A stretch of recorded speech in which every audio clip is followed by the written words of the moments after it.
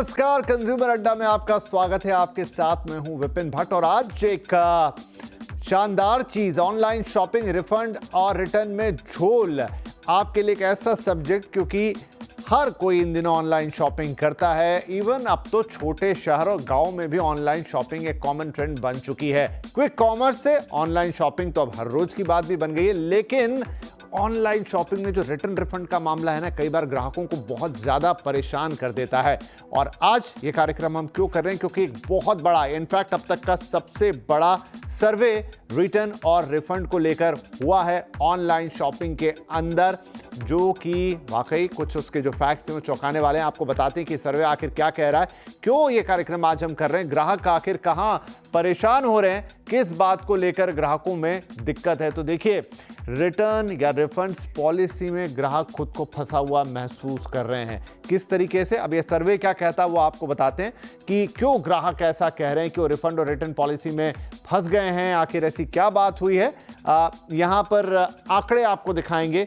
करीब 1 लाख से ज्यादा पार्टिसिपेंट इस सर्वे में हैं, ये भी मैं आपको बता दूं, और 300 से ज्यादा जिलों में all over India district local circles ने ये सर्वे किया है। 48% ग्राहक गलत प्रोडक्ट के साथ फंस गए हैं, उनका ये कहना है, क्योंकि कई बार वो प्रोडक्ट मंगा लेते हैं लेकिन उसकी रिफंड और रिटर्न पॉलिसी ऐसी होती है कि वो प्रोडक्ट उनको रखना पड़ता है, ना वो वापस होता है ना उसके पैसे उन्हें वापस मिलते हैं। 48% एक बड़ा प्रतिशत है। इसके अलावा और क्या शिकायतें हैं यहाँ पर कि 20% ग्राहक जो कह रहे हैं वो कह रहे हैं कि नकली सामान, ये काउंटरफिटिंग प्रोडक्ट्स का बहुत बड़ा इशू है, नकली सामान उन्हें मिलता है। 20%, ये संख्या बड़ी भी हो सकती है, लेकिन जो रिस्पोंडेंट है कह रहे हैं 20% ऐसे लोग कि हमें नकली सामान आया और फिर उसके साथ भी वही रिटर्न और रिफंड वाला झंझट। इसके अलावा पिछले 12 महीनों, जी हाँ बता दूं, ये जो ग्राहकों से सर्वे किया गया है, पिछले 12 महीनों के दौरान उनसे सवाल पूछे गए थे ऑनलाइन, और मैंने जैसे आपसे कहा कि ये लोकल सर्कल्स का सर्वे है जिसमें 1 लाख से ज्यादा पार्टिसिपेंट ने हिस्सा लिया है और 300 से ज्यादा डिस्ट्रिक्ट, इनफैक्ट वो डिस्ट्रिक्ट का नंबर भी हम आपको दिखाते हैं, वहां पर इतने रिस्पोंडेंट आए हैं जहां 327 जिलों से लोगों ने अपने जवाब भेजे हैं। और इसमें मैं आपको बता दूं कि अर्बन के साथ साथ टियर 2, टियर 3 सिटीज और रूरल इंडिया के ग्राहक भी शामिल है, यानी कि काफी वृहद और बड़ा सर्वे है। तो ऑनलाइन शॉपिंग, जैसा मैंने कहा, अब हमारे जीवन का एक अभिन्न हिस्सा है, और ऐसे में अगर उसकी पॉलिसीज को लेकर, उसके साथ जो शिकायतें हैं, रिफंड और रिटर्न खास तौर पे इंपॉर्टेंट हो जाता है, क्योंकि हमारे पास कोई ऐसी फिजिकल दुकान तो होती नहीं जहां जाकर हम कुछ करें। ये तो सब उस वेबसाइट या उस ऐप के ऊपर ही निर्भर करता है जिसके साथ हम डील कर रहे हैं। तो चलिए इस सर्वे पे थोड़ी और बातचीत करेंगे और कैसे ग्राहक के हाथ यहाँ मजबूत होंगे, क्या किया जा सकता है, क्यों इतनी शिकायतें हो रही हैं, इन शिकायतों का निवारण कैसे होगा, इस सब पर आज बातचीत होगी। हमारे साथ कार्यक्रम में जुड़ रहे हैं लोकल सर्कल्स के फाउंडर सचिन तापड़िया, जिन्होंने ये सर्वे किया है, ब्रांड प्रोटेक्टर्स के फाउंडर धीरेन्द्र सिंह और कंज्यूमर लॉयर रेखा अग्रवाल। आप तीनों का ही बहुत बहुत स्वागत है। राइट, तो सचिन, आपसे ही शुरुआत, नंबर्स हमने बता दिए, लोगों को दिखा दिया, मुझे थोड़ा समझाइए कि जब ये जिस रिटर्न और रिफंड की ये बात कर रहा है आपका सर्वे, वो किस तरह के रिटर्न रिफंड है। ऑलमोस्ट हम चारों ही लोग या जो भी हमें देख रहे हैं उनमें से अधिकांश लोग ऑनलाइन शॉपिंग करते हैं और बहुत अच्छे एक्सपीरियंस भी हैं उनके पास, लेकिन ये किस पर्टिकुलर टाइप के रिटर्न रिफंड एक्सपीरियंसेस है जहां 48% लोग कह रहे हैं कि उन्हें लग रहा है वो फंस गए? तो ये एक ओवरऑल नंबर है विपिन, कि जिसमें सब तरह के उपभोक्ता हैं जिन्होंने गैजेट भी खरीदा है या आपके फैशन प्रोडक्ट्स भी खरीदे हैं, कपड़े खरीदे हैं, और बाकी सामान भी खरीदा है, जैसे कि फर्नीचर हो गया, शूज हो गए, बैग्स हो गए, फ्रेग्रेंसेस हो गए, स्टेशनरी। तो ये कुल मिला के पूरा उपभोक्ता यूनिवर्स है जो कह रहा है कि हमको एक या एक से अधिक बार पिछले 12 महीने में 48% लोग जो हैं वो ये कह रहे हैं कि हम एक या एक से अधिक बार हमारे पास गलत प्रोडक्ट आ गया और हम उसके साथ उस प्रोडक्ट को लेके फंस गए, हम उसको वापस नहीं कर पाए। तो ये सर्वे हमने विपिन किया क्योंकि हमारे पास पिछले 12 महीने से काफी कंप्लेंट्स आ रहे थे और ये कंप्लेंट्स का वॉल्यूम बढ़ता जा रहा था। तो ये समझने के लिए कि ये प्रॉब्लम कितनी कॉमन है और कब होती है, ये सर्वे हमने किया। तो जो स्टैंडर्डाइज्ड प्रोडक्ट्स हैं मोस्टली, जैसे कि आपके मोबाइल फोन हो गए या अपेरल हो गया, ब्रांडेड अपेरल, तो इस तरह की चीजें आम तौर पर लोग रिटर्न कर पाते हैं। लेकिन बहुत सारे छोटे सेलर्स भी हैं ऑनलाइन यूनिवर्स में जो अब अपने प्रोडक्ट्स ऑनलाइन लिस्ट करते हैं, सेल कर रहे हैं, और कुछ लोग बहुत अच्छा काम कर रहे हैं जैसा कि आपने कहा। बट बहुत ही मतलब कहना चाहिए कि एक एक कम्युनिटी है सेलर्स की जो कि अलग अलग प्लेटफॉर्म्स पे जाके थोड़ा फ्रॉडुलेंट प्रैक्टिसेस का इस्तेमाल कर रहे हैं, और उसकी वजह से ये प्रॉब्लम्स हो रही हैं। जैसे कि प्रोडक्ट्स जो हैं उनको नॉन रिटर्नेबल कैटेगरी में मार्क किया जाता है। तो मानिए आपने एग्जांपल के तौर पे अगर बादाम ऑर्डर किया तो वहां पे लिखा रहेगा नॉन रिटर्नेबल प्रोडक्ट। आपने ऑर्डर किया मामरा बादाम जो कि 3,000 रुपये किलो का है, और आपके घर आ गया 750 रुपये वाला कैलिफोर्निया बादाम। तो जब उस इशू को लेके कंज्यूमर रिपोर्ट करने की कोशिश करता है तो काफी प्लेटफॉर्म्स पे ऐसा है कि उसका प्रोसेस फ्लो ही नहीं बना हुआ है। तो जब वो कंप्लेंट करने गए तो उसका कोई आसानी से जरिया ही नहीं मिला कि प्लेटफॉर्म को बता पाए कि हमारे साथ ऐसा हो गया है। तो इस तरह जो है, ये एक एग्जांपल बता रहा हूं मैं, तो इस तरह उपभोक्ता जो है वो कई बार इस तरह के प्रोडक्ट्स से बेसिकली फंस जाते हैं उन प्रोडक्ट्स को लेके, और उनके पास उसका कोई रेजोल्यूशन नहीं मिलता। तो ये एक काफी कॉमन प्रैक्टिस है, और इसमें काफी काम करने की जरूरत है प्लेटफॉर्म्स को इस तरह के सेलर्स को वीड आउट करने के लिए, ताकि जो एक एक्सपीरियंस है कंज्यूमर का वो बेटर हो। जब ये एक्सपीरियंस बेटर होगा तभी ई कॉमर्स की ग्रोथ होगी देश में, बियॉन्ड द स्टैंडर्ड प्रोडक्ट्स जो कि जिसकी मैंने बात करी, जैसे गैजेट्स, अपैरल, उस तरह। जी जी जी जी, एक बड़ी समस्या है ये, शायद में भी थर्ड पार्टी सेलर वाली बात आ जाती है कई बार कि बहुत सारे लोग लिस्टेड रहते हैं प्लेटफॉर्म्स के ऊपर, और वो क्या चीज़ें भेज रहे हैं, वो किस तरह की चीज़ें भेज रहे हैं, फिर रिटर्न पॉलिसी उसके साथ कैसी है, वो एक बहुत ही बड़ा जाल सा हो जाता है, और फिर प्लेटफॉर्म से शिकायत की जा सकती है। लेकिन इस सर्वे की एक और बड़ी फाइंडिंग है, और वो धीरेन्द्र साहब ये है कि यहाँ पर 20% से ज़्यादा लोग ऐसे हैं जो ये कह रहे हैं कि उनको नकली सामान मिला है, और उस कैटेगरी में परफ्यूम्स हैं, जूते हैं, बैग्स हैं, बेल्ट्स हैं, बहुत सारी कैटेगरी है, उसमें लंबी लिस्ट है। मैंने टॉप 3-4 चीज़ें यहाँ पर बताई। मुझे याद पड़ता है कई सालों पहले भी हमने आपके साथ सेम इसी टॉपिक पे शो किया था कि नकली सामान बड़ा सप्लाई होता है, और आज भी वो शिकायत बदस्तूर बनी हुई है। गुड इवनिंग को पैनलिस्ट। विपिन, आई रिमेम्बर हमने कुछ साल पहले प्रोग्राम किया था, मल्टीपल प्रोग्राम्स किए थे, और my opening statement would be that intent of e-commerce platforms to follow a zero tolerance policy against counterfeit goods listed on their platforms is absolutely missing. और हो क्या रहा है कि as it happens with people, when e-commerce platforms do not take responsibility for their inaction and actions, they are teaching online customers to distrust them, as simple as that. Or I'll share another instances. You know, हमारी client companies, these are big client companies, big names in the market, और बड़े बड़े storefronts. We have discovered big storefronts on platforms like Amazon and Flipkart, and when we sent cease and desist notice to these platforms to take down those listings of counterfeit branded goods, instead of taking action or taking down those listings and entire storefronts which were impersonating using our client company's name. तो धीरेन्द्र साहब, मैं माफी चाह रहा हूं, आपको बीच में रोक रहा हूं, क्योंकि मैंने जैसे कहा कि ये प्रोग्राम आज शायद दूर दराज तक, गांव तक लोग सुन रहे होंगे, क्योंकि वहां से भी ग्राहक है, तो आप अगर हिंदी बोलें तो शायद उनके लिए आसानी होगी। ओके, हमने ऐसा पाया इन प्लेटफॉर्म्स के ऊपर कि जैसे हमारी क्लाइंट कंपनीज उनके नाम को मिसयूज करके बिल्कुल फ्रॉड स्टोर फ्रंट्स खुले हुए हैं। सो आप इमेजिन कर सकते हो, फिर जब हमने नोटिस भेजे कि भाई इनको प्लेटफॉर्म, इन स्टोर फ्रंट्स को टेक डाउन किया जाए, हटाया जाए, तो Amazon और फ्लिपकार्ट जैसे प्लेटफॉर्म्स ने उनको हटाया नहीं।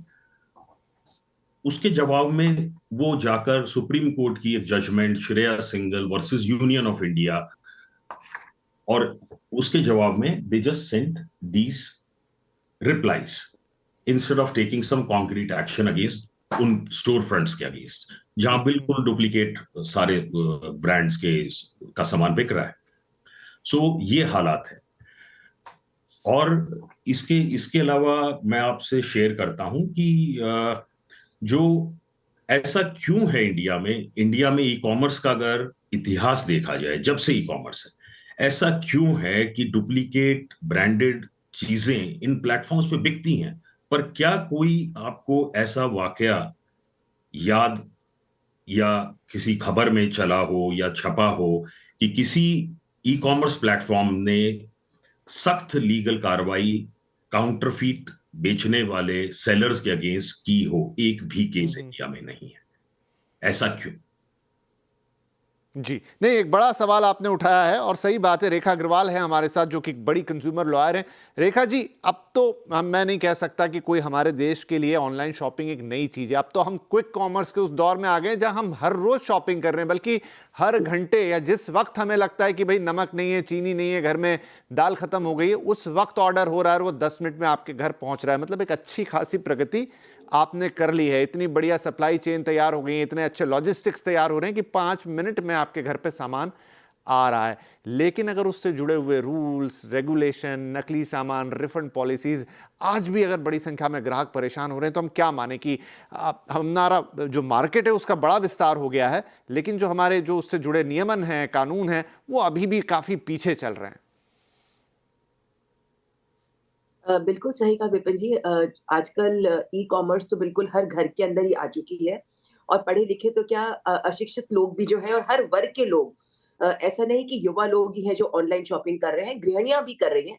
आपने नमक दाल की भी बात करी, तो प्रॉब्लम ये बहुत बड़ी है हमारे देश के अंदर जो है कि ई कॉमर्स तो आ गई है, पर अभी भी जो ई कॉमर्स को गवर्न करने के जो रूल्स हैं वो इतना पुख्ता तरीके से नहीं है, और एक भेड़चाल सी चल रही है कि रोज कोई तो कोई नया ऐप स्टार्ट हो जाता है या कोई नई वेबसाइट स्टार्ट हो जाती है जो ऑनलाइन शॉपिंग को प्रमोट करती है। और भले उस समय एडवर्टाइजमेंट के तौर के ऊपर बहुत सारे प्रॉमिसेस करे जाते हैं कि इतने दिन के अंदर आप रिटर्न कर सकते हैं, पर उसके बाद साथ में जो रिटर्न पॉलिसी होती है वो इतने फाइन वर्ड्स में लिखी होती है कि उस समय जो ग्राहक है वो उसके ऊपर गौर नहीं करता, और गौर भी करता है तो ज्यादा उस समय वो इतना शायद प्रभावित हो जाता है उस एडवर्टाइजमेंट से, और उसको उसको खरीदने की डिजायर इतनी स्ट्रांग होती है कि वो ये सोचता है कि हाँ मैं खरीदूंगा तो ठीक ही निकलेगा, इसको मेरे को रिटर्न करने का शायद मौका जरूरत ही नहीं पड़ेगी। एक्सेप्ट कपड़े या जूते, इस तरह की जो चीजें होती है उसमें तो आदमी वापस पर फिर भी कर देता अगर साइज नहीं मिले, पर बाकी चीजों के अंदर इतना इंपॉर्टेंस नहीं देते हैं। तो प्रॉब्लम यही आ रही है कि जो रिटर्न पॉलिसी इन चीजों की होती है, कि जैसे सचिन जी ने अभी बादाम का एग्जाम्पल दिया, और भी जो फूड प्रोडक्ट्स होते हैं जैसे ऑयल है, या कुछ ब्यूटी प्रोडक्ट्स होते हैं जैसे क्रीम्स एंड लोशंस हैं, लिपस्टिक्स हैं, इस तरह की जो चीजों के सब में लिखा होता है कि ये रिटर्न नहीं होंगी। तो वंस सोल्ड, उसके बाद में they are considered never to be, मतलब जो दुकानदार होती है उसकी कोई तरह की जवाबदारी नहीं रहती है। बहुत अफसोस की बात है, क्योंकि कम से कम एक जो फिजिकल दुकान होती है वहां पर जाकर ग्राहक कहता है भी मैंने फलाने मॉल से ये चीज खरीदी, मैं वहां पर जाके कंप्लेन कर सकता हूँ, पर ऑनलाइन में कहां पर करें, इसके बारे में ग्राहकों को शायद ज्यादा मालूम भी नहीं होता है।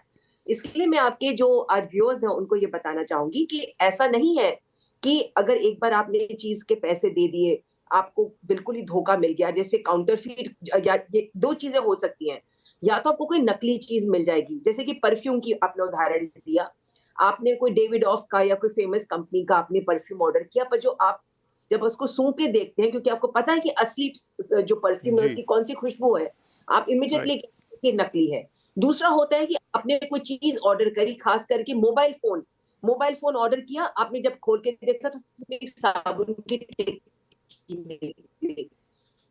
तो ये तो सरासर धोखाधड़ी है। ऐसे केसेस पर आप अपनी कंप्लेंट कर सकते हैं। एक और वेबसाइट है core, consumer helpline research empowerment, उसके ऊपर भी आप कंप्लेंट कर सकते हैं। और एक मिनिस्ट्री ऑफ कॉमर्स के तहत भी एक पोर्टल नंबर है, ऑनलाइन नंबर है, जहां पर अपनी कंप्लेंट कर सकते हैं। तो जो भी लोग ऑनलाइन शॉपिंग करते हैं, मैं ये एक्सपेक्ट करती हूँ कि वो थोड़ा बहुत कंप्यूटर सावी होंगे। अगर वो ऑनलाइन ऑर्डर करना जानते हैं तो कंप्यूटर को ऑपरेट करना जानते हैं, मोबाइल फोन को ऑपरेट करना चाहते हैं, वहां पे कंप्लेंट करनी चाहिए। ठीक है सचिन, और ये इंडियन पुलिस जो हमारे यहाँ पर ऐड करना चाहूंगी कि ये ऑनलाइन शॉप ई कॉमर्स का तो क्राइम है ही, साथ साथ जो हमारा कानून है, क्रिमिनल लॉ है, भारतीय न्याय संहिता जो अब नई बनी है, पहले उसको इंडियन पीनल कोड कहते थे, उसके तहत भी अगर आप पुलिस स्टेशन में जाकर भी अपनी एफआईआर लॉन्च करवाना चाहे तो वहां पर आप लाइन अपनी कर सकते और फिजिकली कर सकते। जी सचिन, इसके अलावा एक और चीज़ है कि ये जो आपका सर्वे बता रहा है, कंपनियों को काफ़ी पहले ये भी हिदायत दे रखी कि जो आपका ये जो संपर्क करने वाला डिपार्टमेंट है, कॉल सेंटर, ये बहुत इजी गोइंग होना चाहिए, कई तरह के उसमें विकल्प होने चाहिए, साथ में एक नोडल ऑफिसर भी होना चाहिए जो आपकी इन कंप्लेंट्स को सुने, या जहां पर अगर आपको आपका वो चीज़ें नहीं मिल रही। लेकिन किसी भी बड़े से बड़े प्लेटफॉर्म पर भी वो संपर्क करना हमने देखा इतना आसान होता नहीं है। उन्होंने कहा है कि हमने बहुत सारे ऑटोमेटेड सिस्टम बना रखे हैं, लेकिन आज भी वो इतना इजी नहीं है कि लोगों को बहुत आसानी से उनका जो प्रॉब्लम है, चाहे वो काउंटरफिटिंग वाली बात हो, नकली सामान आ जाए, चाहे गलत सामान आ जाए, चाहे उसके अलावा कि भाई ये मेरे को नहीं आ रही है ये चीज़ें, ये खाने पीने का सामान मेरा गलत है, ख़राब है, एक्सपायरी, व्हाटएवर, वो बहुत मुश्किल है आज भी उस तरफ जाके संपर्क कर पाना। उस पर आपका रिपोर्ट कुछ कहता है?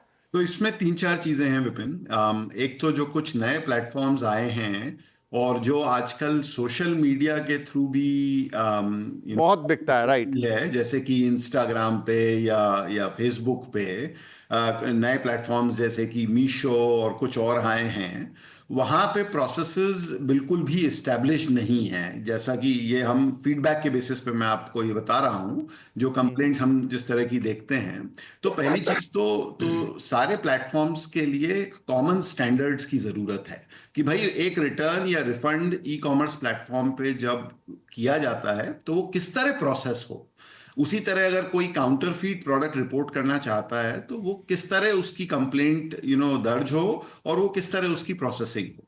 सिमिलरली क्विक कॉमर्स प्लेटफॉर्म्स पे भी वैसे ही सिस्टम को बनाने की जरूरत है, बिकॉज क्विक कॉमर्स पहले तो आपके ग्रोसरी से शुरू हुआ था, पर अब तो एयर प्यूरिफायर से लेके मोबाइल फोन तक सब कुछ बिक रहे हैं और रिटर्न एंड रिफंड्स के प्रोसेस अभी बनाए नहीं गए हैं प्रॉपरली। तो इसमें बेसिकली हम 4 चीजें जो भारत सरकार को बोल रहे हैं करने के लिए, वो ये है कि पहला, जब कंज्यूमर की कोई कंप्लेंट होती है, स्पेशली ये जो आपके नॉन रिटर्नेबल कैटेगरी है, तो उसमें एक ऐसा प्रोसेस फ्लो दिया जाए जिससे कि उपभोक्ता प्लेटफॉर्म को बता पाए कि उसके साथ में ऐसा फ्रॉड हुआ है, कि मैंने आइटम एक्स ऑर्डर किया या ब्रांड एक्स ऑर्डर किया महंगा वाला और आ गया ब्रांड वाई, तो उसको रिपोर्ट करने के लिए कोई तरीका होना चाहिए। सिमिलरली जब कोई काउंटरफीट प्रोडक्ट आ जाता है, फर्जी सामान, तो उसको भी रिपोर्ट करने के लिए प्लेटफॉर्म को ये एक ऑप्शन देने की जरूरत है कि कंज्यूमर का इनपुट इस पे ये है कि ये फेक या काउंटरफीट प्रोडक्ट है। अभी वो कोई मोस्ट प्लेटफॉर्म्स में वो फैसिलिटी है ही नहीं। एट मैक्सिमम आप बता सकते हैं कि ये मेरे पास पुअर क्वालिटी का सामान आया, बिकॉज प्लेटफॉर्म को जितनी जल्दी पता चलेगा कि ये काउंटरफीट सामान बेच रहा है एक पर्टिकुलर सेलर, वो उतनी जल्दी उस इशू को फिक्स कर पाएंगे। लेकिन अगर पता ही नहीं चलेगा तो फिक्स कैसे करें? राइट। तो ये 2 मुद्दे हैं। तीसरा, जैसे मैंने स्टैंडर्ड्स की बात करी कि कॉमन स्टैंडर्ड्स को इंप्लीमेंट करें, तो जो सारे प्लेटफॉर्म्स फॉलो करें, तो आई थिंक इससे सिस्टम जो है वो इंप्रूव होना शुरू हो जाएगा। और चौथा, एक और लास्ट पॉइंट, कि एक कॉमन चार्टर होना चाहिए प्लेटफॉर्म्स का सेलर के साथ में, कि अगर आप XYZ वायलेशन करते हैं तो आप ब्लैकलिस्ट हो सकते हैं या आपका प्रोडक्ट जो है वो डीलिस्ट हो सकता है। वैसा भी एक कॉमन चार्टर अभी सेलर और या कॉमन एग्रीमेंट टेम्पलेट भी अभी जो है वो प्लेटफॉर्म्स और सेलर के बीच में नहीं है। तो अगेन स्टैंडर्डाइजेशन की बात कर रहा हूं मैं वापस से।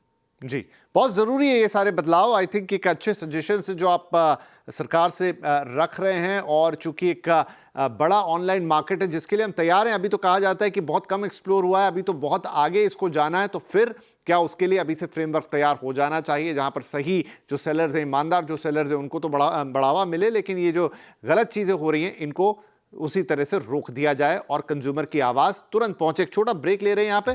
ब्रेक के बाद इस चर्चा को और थोड़ा आगे बढ़ाएंगे। आपके क्या राइट्स हैं, आज की तारीख में भी आप क्या कर सकते हैं। बहुत सारी चीजें जो आप अभी भी कर सकते हैं लेकिन शायद कर नहीं पाते, और शायद खरीदारी करते ऑनलाइन खरीदारी करते वक्त आपको क्या चीजें ध्यान रखनी चाहिए, क्योंकि डिजिटल प्लेस होती है, ये आपकी फिजिकल दुकान नहीं है। अभी भी शायद वो धीरे धीरे हम सब सीख रहे हैं, इन पे थोड़ा सा फोकस करेंगे। एक छोटा सा ब्रेक, तुरंत हाजिर होंगे।